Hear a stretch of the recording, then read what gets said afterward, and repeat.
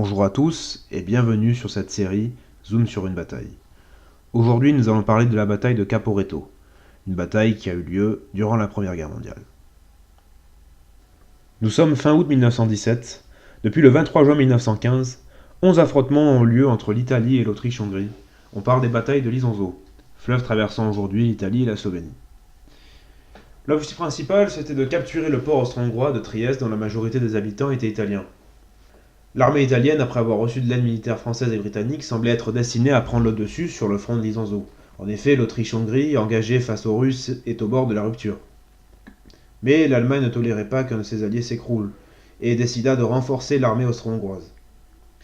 Les empires centraux décident alors de lancer une de leurs plus grandes offensives face à l'Italie. C'est durant la nuit du 24 octobre 1917 que les hommes d'Otto von Below lancent l'offensive près du fleuve Isonzo. Les forces allemandes progressent sans grande difficulté sur le territoire, grâce à l'utilisation de gaz toxiques causant de nombreuses victimes chez l'ennemi. Les troupes d'assaut austro-hongroises voient la météo en leur faveur. En effet, la pluie et le brouillard masquent leur passage et les troupes peuvent aisément contourner les positions italiennes. Voyant les Allemands s'emparer de positions sur la chaîne du Kolovrat, le commandant Capello ordonne au 2e et au 24e corps de se replier.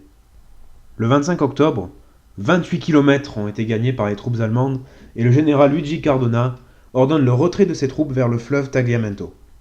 L'Alpenkorps progresse à vitesse grand V grâce au brillant sous-lieutenant au Rommel. En 2 jours, Rommel et ses hommes s'emparent de 9000 soldats ennemis, de nombreux canons avec comme perte seulement 6 hommes et quelques blessés. Il obtiendra alors la Croix pour le mérite, une récompense prestigieuse. Le 2 novembre, la ligne du Tagliamento est franchie par les unités allemandes. Rommel s'illustrera encore quelques jours plus tard, le 9 novembre, lors de l'assaut à Longarone, où, malgré quelques difficultés, il parvient à capturer plus de 10 000 prisonniers italiens, ainsi qu'une grande quantité d'artillerie lourde. Le front se trouve alors en Vénétie, à 100 km de Venise. Les troupes italiennes parviennent enfin à stopper l'avancée des troupes ennemies le 10 novembre, grâce à un solide barrage mis en place à l'aide des Français et des Britanniques, le long de la rivière Piave. C'est alors que la bataille de Caporetto s'achève avec un lourd bilan du côté italien. 40 000 tués ou blessés, sans compter le nombre de déserteurs qui est estimé à 400 000, et 295 000 prisonniers italiens. Les vainqueurs allemands et austro-hongrois ont vu 20 000 de leurs hommes périr. Le commandant Capello, quant à lui, se verra destitué de ses fonctions. Voilà, ce zoom est à présent terminé. N'hésitez pas à vous abonner pour suivre mes prochaines explications.